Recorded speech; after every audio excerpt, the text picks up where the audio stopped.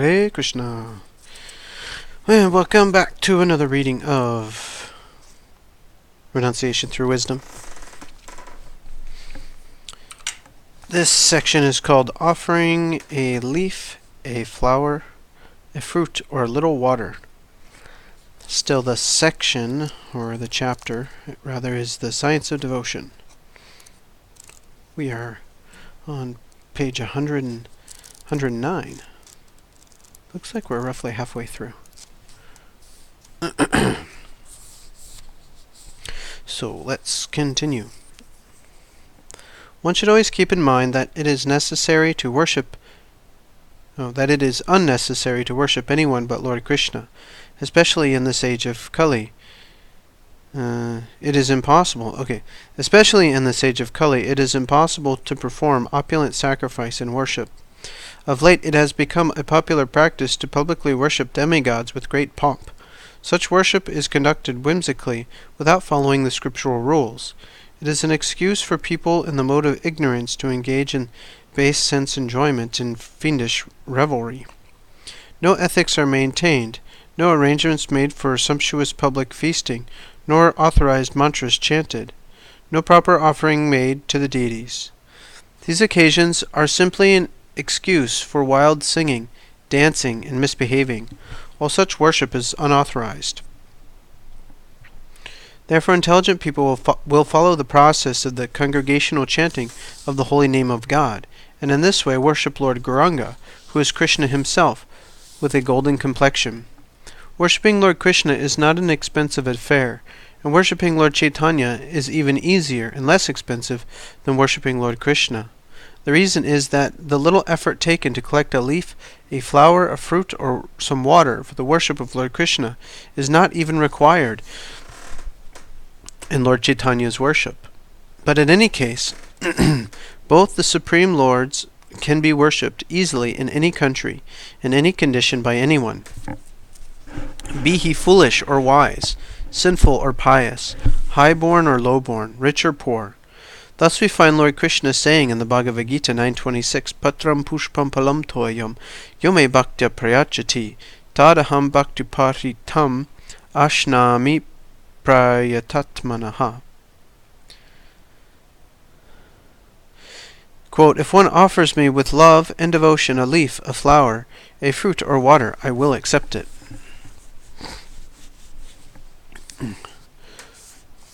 Once the Supreme Lord is satisfied, the entire world is automatically satisfied, for by worshipping him one worships everyone else.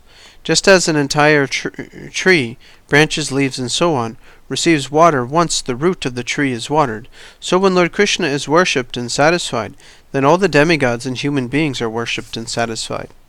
There is no mention anywhere that worship of Lord Krishna has to be conducted with large expenditures and pomp. Nor is there any restriction of time, place, or circumstance. Just as everyone has the right to bathe in the Ganges, so everyone has the right to serve Lord Krishna.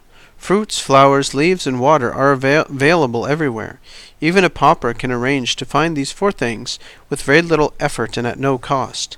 Thus the process of worshipping Lord Krishna is so simple that anyone from anywhere can participate. Lord Krishna is unborn, yet he can accept any form imaginable. And because he is the supreme father of every living being, anyone, whether a high-born brahmana or a social outcast, can offer him a flower, a fruit, a leaf, and water with love and devotion. Then Lord Krishna, the cause of all causes, will accept this offering, and by such spiritual activity the worshipper becomes eligible to enter his eternal abode. Who could be more foolish than the person who rejects this easy and joyful process? Becoming captivated by the mirage of material existence and craving for temporary mundane facilities, takes shelter of the demigods. Recent times have witnessed a concerted and noble effort on all fronts to bring about unity, peace, and harmony in the world, but these are possible only when people worship Lord Krishna and render him devotional service. Such a proposal is neither preposterous nor comic. In fact, if someone is a sincere seeker of the absolute truth, then whatever his present situation may be, by regularly offering the Supreme Lord flowers, fruit, leaves, and water with love and devotion, he will readily experience that the Supreme Absolute Truth, Lord Krishna, is gradually coming nearer to him. We humbly request that all our readers to kindly try this excellent method of approaching Lord Krishna's lotus feet. This method requires no monetary expenditure, physical exertion, philosophical knowledge, nor noble birth. The differences between a demigod worshipper and a devotee of Lord Krishna are wide and numerous. In general, persons approach demigods only out of temporary material desires, whereas the devotees aim to re-establish their eternal loving relationship with the Supreme Lord. To that end, the devotees offer him worship, gifts, and anything that they can collect, together with love and devotion, and the Lord accepts all these with relish. Such devotional offerings are free of any cravings for material benefit.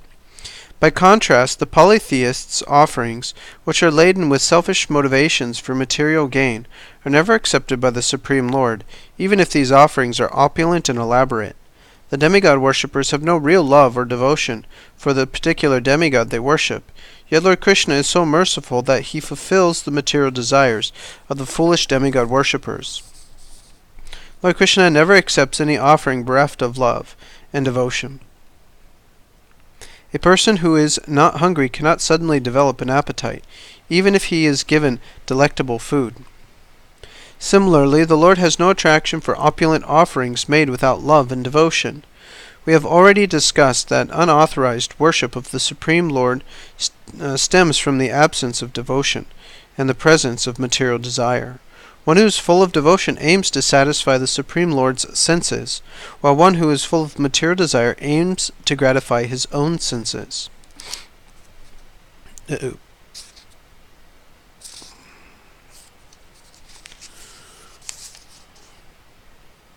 Turned one too many pages.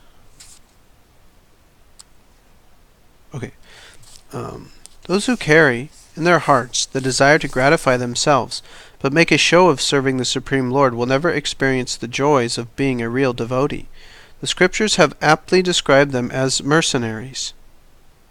Devotion's prime object is the attainment of God. Therefore, one must offer the Lord everything in one's possession, including the results of karma yoga, jnana yoga, mystic yoga, austerity, meditation, and so on. This perfect process of surrender will lead to the attainment of God. Thus Lord Krishna openly proclaims in the Bhagavad-Gita 9:27, Yat karoshi yadashnasi, yad johoshi dadasyat, yat tapasyasi kunteya, tat kurushva mararpanam. Quote, whatever you do, whatever you eat, whatever you offer or give away, whatever austerities you perform, do that, O son of Kunti, as an offering to me. Unquote.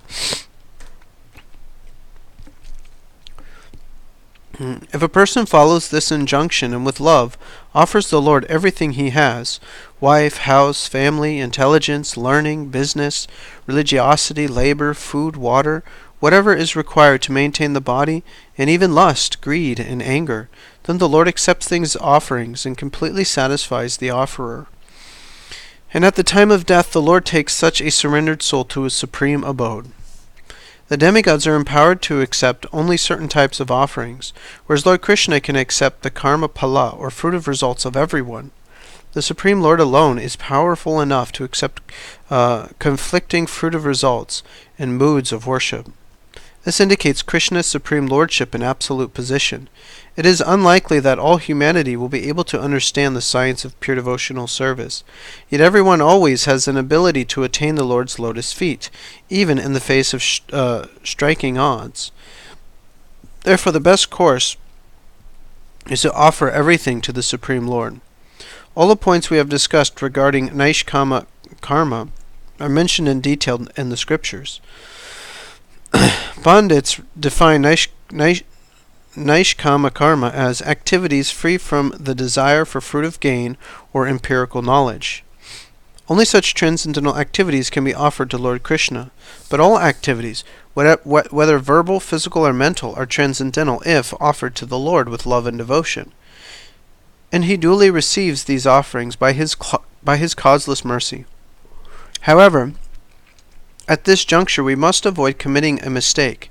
Our present discussion does not include the materialistic caste brahmanas' offering of oblations or fruit of work to Lord Narayan, because such offerings are not devoid of lust. There is no love or devotion in them.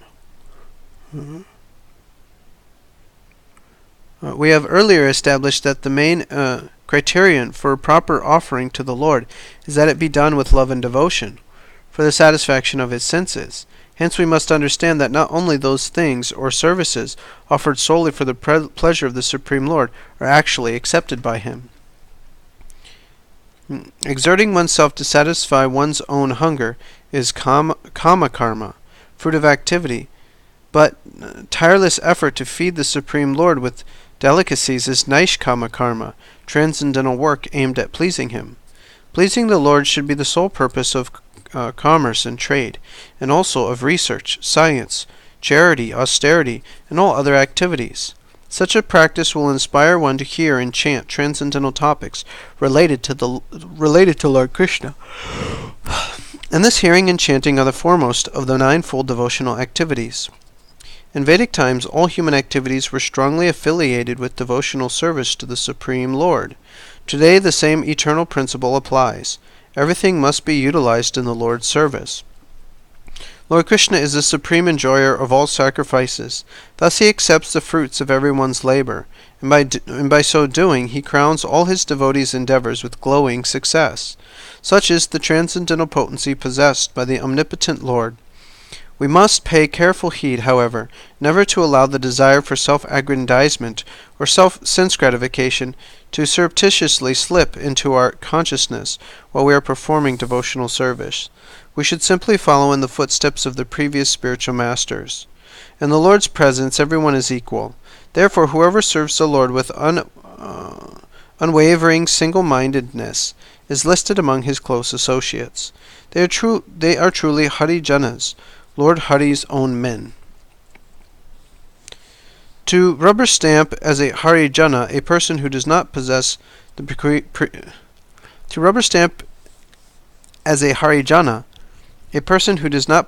prerequisite devotional service is a farce and an onerous hindrance on the path of devotional surrender. Lord Krishna says in Bhagavad-Gita 9:29, Samoham sarvabhuteshu name dvaishosti na priyaha ye bhajanti tumam bhaktya mayi te shuchapyaham. Quote, I envy no one, nor am I partial to anyone. I am equal to all, but whoever renders service to me in devotion is in me, and I am also a friend to him. Unquote. One must not misunderstand the meaning of the word samaha, equal. It does not mean that the Lord is impersonal and that he will bless any whimsical act, even unruly behavior. The Lord is absolutely personal, the reservoir of divine sentiment, and supreme performer of transcendental pastimes. And he is the well-wishing friend of all living beings. But friendship has different degrees of intimacy. Thus, the Lord's equal disposition is not without varieties of personalism. In other words, the Lord reciprocates with us according to our intensity of love for him. In the Gita 4:11 he says, Ye yatamam prapadyante tamstataiva bhajamyaham. Quote, as all surrender unto me, I reward them accordingly. Unquote. He responds to all the different devotional mellows, servitorship, fraternity, parental affection, and conjugal love. Similarly, he ignores those who disrespect him by regarding him as an ordinary mortal. Conversely, he always shelters and protects those who accept him as the Supreme Lord and serve him with loving devotion, following in the footsteps of the past saintly masters. So the next section here, same chapter, quote, give up all kinds of religion and surrender unto me. The so-called progressive modern civilization has produced reprobate human beings, whose sins have been accumulating over many lifetimes. Yet if they surrender to Lord Krishna, even they will have all their sins eradicated forever. The process of devotional service in remembrance of Lord Krishna will gradually dissipate unwanted, base desires from within their hearts. and those hearts which previously sheltered immoral yearnings will become fully cleansed and auspicious. The sinful and the destitute can understand their mistake and misfortune only by Lord Krishna's mercy. Once they begin to repent for their sins and surrender to the Lord, they are saved. They become purified and start manifesting saintly characteristics. And if even after a person takes to the devotional process, some vestige of immorality remain in his character, that also will soon be eradicated by the Lord's grace. The single-minded devotee who never offends the Supreme Lord or his devotee is to be considered a saintly soul, even if it seems that such a saint is not yet rid of all sinful propensities. He will never be destroyed, as are the yogis and karmis in a similar situation. This the Supreme Lord himself has declared. The Srimad Bhagavatam's account of the deliverance of Ajamil conclusively proves this fact. Once undeviating faith and devotional service to Lord Krishna penetrates a person's heart, the process of purification is firmly underway, even though his external activities may show residue of sin. Lord Krishna has boldly broadcast in the Bhagavad-Gita 9:31 his promise that his surrendered devotees can never be vanquished. Kunteya pratijanihi name bhakta pranashyati.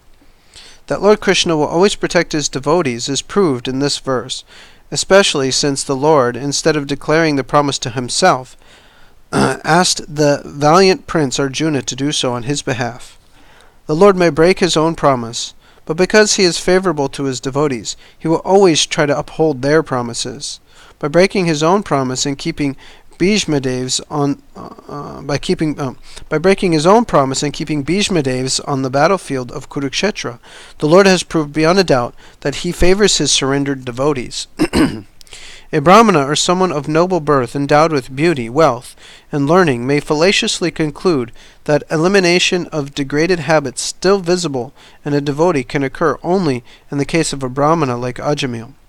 Ajamil was a Brahmana by birth, but on account of sinful activities caused by bad reactions from his past life, he began performing abominable activities. At the end of his life, however, his remembrance of the Supreme Lord absolved him of all sins. But deliverance is possible for everyone, not just those of high birth. Even the lowest people who are naturally given to these bad activities can reach the spiritual abode of Lord Krishna if they simply surrender at his lotus feet. He says in the Bhagavad-Gita 9:32, Mam hi partha vyapashritya yepi surya papa yonayaha striyo vaishas tata shudras tepi yanti param gatim. O son of Pritha, those who take shelter in me, though they be of lower birth, women, Vaishyas, merchants, and Shudras, workers, will attain the supreme destination. Unquote. When the lowest of human beings can attain the supreme destination by surrendering to Lord Krishna, then what to speak of high-born Brahmanas? Those who follow the path of devotional service to the Supreme Lord are not hounded by caste and color discrimination. Monotheism, one religion, and one creed is possible only under the shelter of Lord Krishna's lotus feet, and not in any other way. The illusory potency Maya constantly terrorizes and shackles the people in the present age of quarrel, Kali-yuga. Due to forgetting their real identity as spirit souls, they bring disaster to the world. Under such a siege, modern-day thinkers and philosophers are desperately trying to bring purity and unity into society. They're conducting in-depth research into this problem, but Lord Krishna long ago gave the solution to our modern problems in the Bhagavad-Gita 9:34. Manmana bhavamad bhakto madhya jimam namaskuru mami vaishasi yuktaivam atmanam prayanaha. Quote, engage your mind always in thinking of me. Become my devotee. Offer obeisances to me and worship me. Being completely absorbed in me, surely you will come to me. Unquote. O people of the world, please try to translate the Gita's message into action and channel your thoughts towards Lord Krishna's lotus feet. Serve him with your mind and body. If you dovetail all your energy for the Lord's service, then not only will you feel intense exhilaration in this lifetime, but you will be immersed in eternal bliss in the spiritual world, perpetually serving him. The most magnificent incarnation of Godhead, Lord Chaitanya Mahaprabhu, recently advented in the age of Kali to propagate this message. By the great fortune of all Bengalis, he appeared in Bengal and blessed the Bengali race. Thus Bengalis can preach his mission and instructions to the entire human race and deliver the people of the planet and themselves. The presentation of this knowledge in a systematic and scientific manner will bring about universal sublime peace. Yet the shocking fact is that 13 unauthorized cults have mushroomed into prominence and are fast expanding their illegitimate fold with naive disciples. What one fails to comprehend is how the leaders of these cults, who have never accepted discipleship and tutelage from any bona fide spiritual master, can suddenly rise to the position of spiritual master themselves. The subject matter that needs to be promulgated among the people is not some cheap, sentimental concoction meant to deceive them. It is in fact a deeply profound and esoteric theology. The words of Lord Chaitanya can never be disseminated by unscrupulous self-styled gurus who fake spiritual sentiments to impress the ignorant mass of people. All saintly persons beware. Our general experience is that impersonalists, given as they are to speculation and sophistry, hesitate to accept Lord Krishna as the Supreme Godhead. Thus they will always be frustrated in their endeavors to know the supreme absolute truth by dint of their own intelligence. They cannot perceive this shortcoming in themselves, and even if it is pointed out to them by persons who know the science of Krishna consciousness, they cannot grasp it. Such polluted consciousness is a result of not surrendering to Lord Krishna. The Lord's name, form, qualities, pastimes, and paraphernalia are all transcendental and extraordinary. Hence, blunt material senses cannot perceive them. The sun becomes visible only by the help of sunlight. Similarly, the Supreme Lord reveals himself only to those engaged in his devotional service. The facilities available to us in our material condition are many. One facility in the mode of goodness is intelligence, which gives us the ability to distinguish subtle elements and to discriminate between matter and spirit, and in this way to avoid coming under illusion. Also in the mode of goodness are tolerance, truthfulness, control of the senses, equanimity, and other such qualities. Added to the list are qualities in the mode of passion, such as strong desire, fearlessness, and unwavering determination, as well as qualities in the mode of ignorance, such as fear, madness, and distress over birth, death, old age, and disease. All these facilities are products of the Lord's external energy. Since Maya is under the Supreme Lord's control, all the above-mentioned qualities also emanate from Krishna himself. But Lord Krishna is beyond the periphery of our sensual experience, and therefore simply by cultivating the nobler qualities, those in the mode of goodness, it is not sufficient spiritual practice. Therefore, simply cultivating nobler qualities, those in the mode of goodness, it is not sufficient spiritual practice to elevate us to the Lord's lotus feet.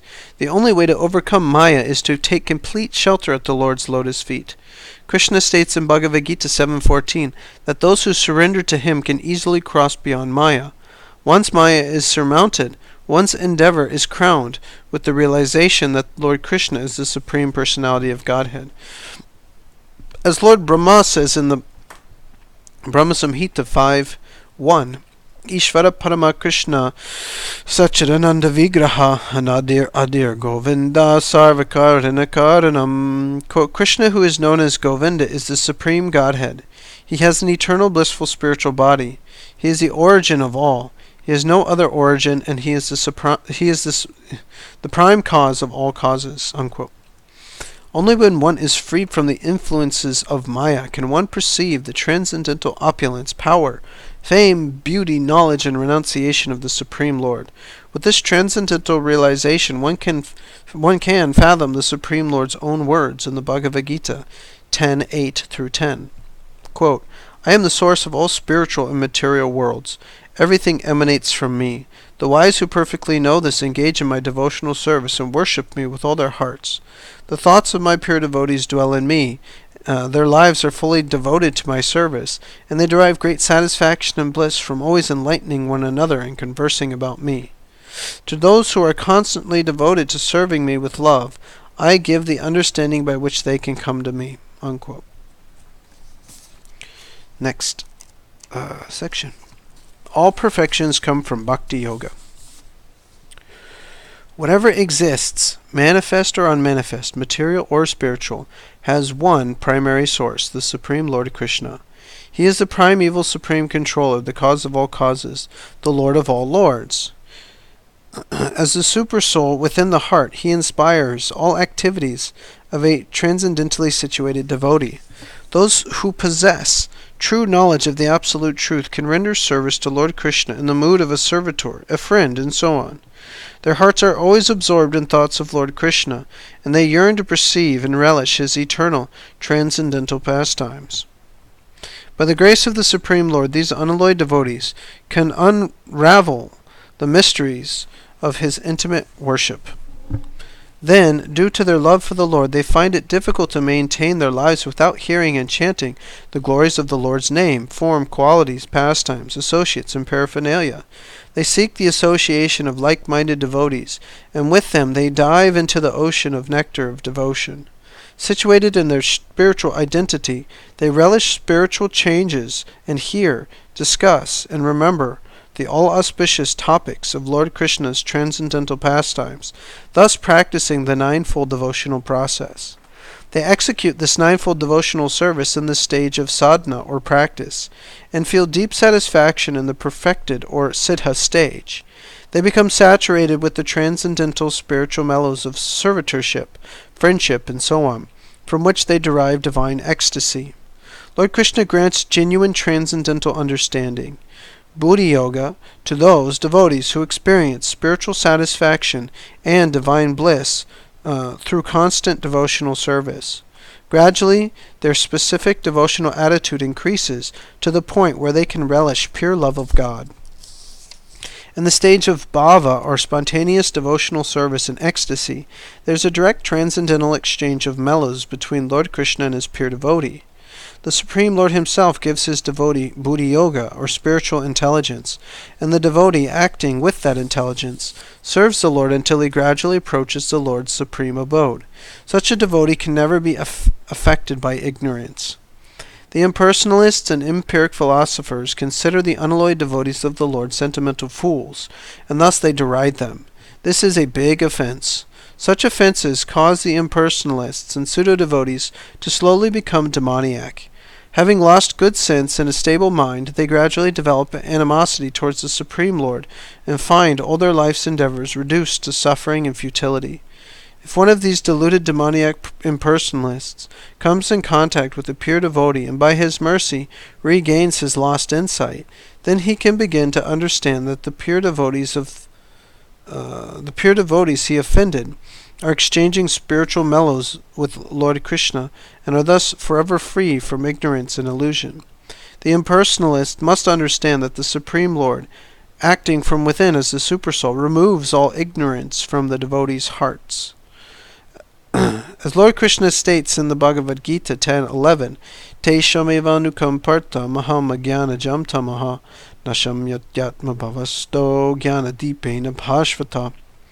Quote, to show them special mercy, I, dwelling in their hearts, destroy with the shining lamp of knowledge the darkness born of ignorance. The dry speculative philosophers may kindly note one point. By using the word Te Sham, Lord Krishna openly declares that he is always merciful to his surrendered devotees. The reason that the Lord expands himself as the Supersoul and enters everyone's heart is not to bless the empiric philosophers and yogis, but to bless the devotees from within. If the Supreme Lord himself wishes to enlighten the devotees with spiritual knowledge and gradually draw them closer to him, then what question is there of such devotees ever coming under the spell of nescience? Rather, it is out of nescience only that the empiric philosophers try to approach the supreme truth on the strength of their own intellect. We know that the Supreme Lord can dissipate the darkness of ignorance with the spiritual effulgence emanating from his body. Can the empirists do the same? One can never lift the gloom of nescience by one's own effort. Empirists must, empirists, such as the atheist Kapila, unable to reach enlightenment by their own efforts, feel great relief in trying to explain away the absolute truth as unknowable and unmanifest. But great suffering befalls these dry speculators attached to the theory of the unmanifest absolute, as Lord Krishna confirms in the Bhagavad-Gita 12.5. Klesho dikataras avyakta sakta chetasam vyakta hi gatir dukkhan dehavadbhir avapyate. Quote, for those whose minds are attached to the unmanifested, impersonal feature of the Supreme, advancement is very troublesome. To make progress in that discipline is always difficult for those who are embodied. Unquote. The austerities a monist performs are painful both during the initial stage of practice, sadhana, and when he has supposedly reached perfection. The impersonalist suffers excruciating pains trying to establish oneness of matter and spirit through speculative theories. Thinking that Brahman is impotent, through sophistry they try to equate the Lord's inferior material energy with his superior spiritual energy, thus reaping ridicule from truly learned circles. In attempting to prove that the absolute truth cannot be the Supreme Personality of Godhead with unlimited energies, they argue that this would mean immutable Brahman is actually mutable. Thus their logic loses all cohesion and they become a laughing stock. In trying to refute the established theory of Parinamavada, or the transformation of energy, they accuse Srila Vyasadeva of being mistaken when he says that the material universe and the living entities are all transformations of the Lord's energy and are therefore real, not false. Thus in their philosophical discussions, the monists reject the main purport and essence of all Vedic scriptures and their corollaries, and hang on to nonsensical injunctions such as Tattvamasi, you are that. They like to be deliberate on these subpoints, but when confronted with the arguments of a learned Vaishnava, they turn and run from the battlefront. Without understanding that the Supreme Lord is a transcendental personality, the monists make futile and grossly mundane attempts to restrain their senses, meditating on the Lord's impersonal aspect as the ultimate and original absolute truth. As it is impossible to dam a flooding river, so it is impossible to control the senses by meditating on the impersonal Brahman.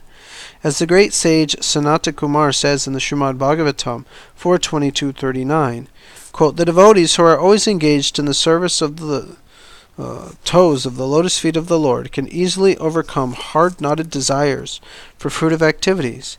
Because this is very difficult, the non-devotees, the jnanis and yogis, although trying to stop the waves of sense gratification, cannot do so. Therefore you are advised to engage in the devotional service of Krishna, the son of Vasudeva. Unquote. Lord Vishnu's impersonal aspect is known as Brahman. So when the jiva soul, a product of Lord Vishnu's superior spiritual energy, attains Sayuja Mukti, or liberation, by merging with Brahman, it is not at all surprising. The energetic principle always enjoys the prerogative of enfolding within itself his own energy, but that does not destroy the energy's eternal individuality.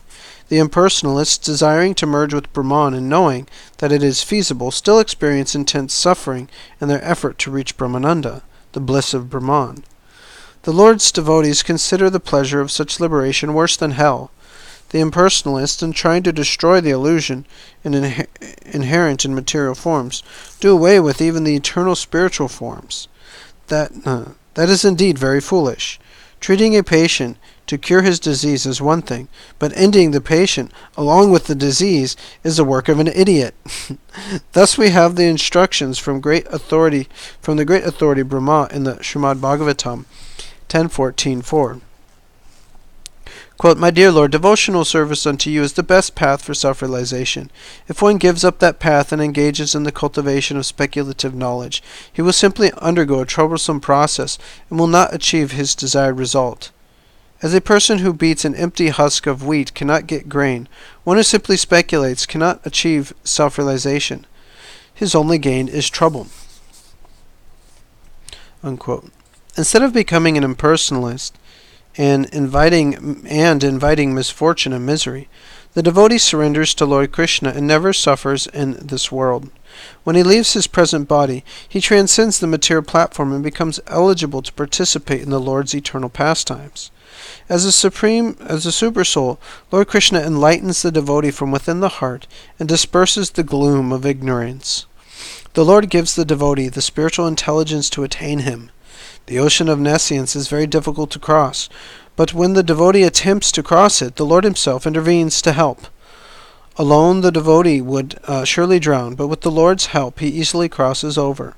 Thus taking shelter of the Lord is the surest way to surmount the ocean of material existence. As Lord Krishna says in Bhagavad-Gita 12:6-7, quote, "But those who worship me, giving up all their activities unto me, and being devoted to me without deviation, engaging in devotional service and always meditating upon me, having fixed their minds upon me, O son of Pritha, for them I am a swift deliverer from the ocean of birth and death." Those who surrender to Lord Krishna, who repose their unflinching faith in the personal form of the Supreme Lord, offer him their mental and physical activities, along with everything else. With unalloyed, single-minded devotion, unencumbered by desires for empiric knowledge, fruitive activity, or severe austerity, they worship and meditate on the eternal, beautiful, two-handed form of Lord Krishna playing a flute. Such pure devotees, their hearts saturated with love for Krishna, quickly and easily transcend the cycle of material existence, for Lord Krishna personally helps them. The merciful Lord promises to reciprocate with each one according to his degree of devotion. The impersonalists are obsessed with the idea that the Supreme Being is impersonal and that the final goal is to merge into that Brahman existence. Naturally, the Lord does not object. If a patient wants to end his disease by ending his life, then who will suffer but he? The more intelligent person surely want to cure his disease without ending his life. And to that end he will strive to regain his original health.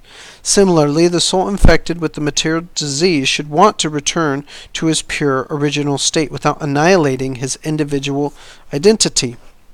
Lord Krishna saves such persons from the jaws of the demoniac conception of trying to become one with God. It is suicidal for the spirit soul to attempt to lose his inherent individuality. The happiness the impersonalist experiences by disentangling himself from the knots of material existence is automatically available to the Lord's devotees as a byproduct of devotional service. As the Naradiya Purana says, quote, "One should not engage in fruitive activities or cultivate knowledge by mental speculation. One who is devoted to the Supreme Lord Narayan can attain all the benefits derived from other processes such as yoga, mental speculation, rituals, sacrifices, and charity. That is the specific benediction of devotional service." Unquote. And in the Krishna Karnamrita 107, Bilvamangala Thakur states that, quote, "O Lord, if our devotion to you is undeviating, then your ever-youthful form will spontaneously manifest within our heart. At that time, liberation personified will serve us like a maidservant, and religiosity, economic development, and sense gratification, the other three goals of the Vedas, will humbly wait our bidding." And one more verse here, quote, "Even without the usual requirements for achieving the perfection of life, a person will gain that perfection if he is simply a surrendered devotee of Narayan." Naradiya Purana. Haribo. So that's the end of that chapter. Next chapter is called the Jnana Kanda, or Topics of Spiritual Science. Very more and more of just become a devotee of Krishna, and then whatever you were hoping for, just go to Krishna for it. Whatever you're after, whatever you need, just become more of a devotee and become closer to Krishna, and then it doesn't matter what it is. You'll become satisfied. Krishna will reciprocate with you. You'll become satisfied. You'll become closer to Him, and then that whatever thing you wanted, you needed, you'll never need it or want to have again, and you'll simply just want to become closer to Krishna. That is the devotional process. And it was interesting how he said that none of the items within here, any karmic results can be utilized in Krishna's service. And know it for certain that whatever difficulties one is having, whatever troubles they have, or whatever successes they have, are all ultimately due to karma. And the difficulties you can, by surrendering to Krishna, you can resolve those by Krishna removing your previous sinful results. And by getting karma, pious karma, you can use that in Krishna's service so that you don't accrue or create any sinful activities and thus lead yourself into suffering in the future. So the becoming a devotee of Krishna becomes a necessity of life to become totally, truly blissful and happy. And as Prabhupada says in these statements here, that when they become purified, they can get, they can have an excellent, exhilarating life, feelings of exhilaration and spiritual life. So, thank you for listening in, wherever you are. And, next Monday we'll continue reading and see what else Prabhupada has to talk about. He's talked about so much already, I don't know what else there is to talk about. But apparently there's more. So, thank you so much. Hare Krishna.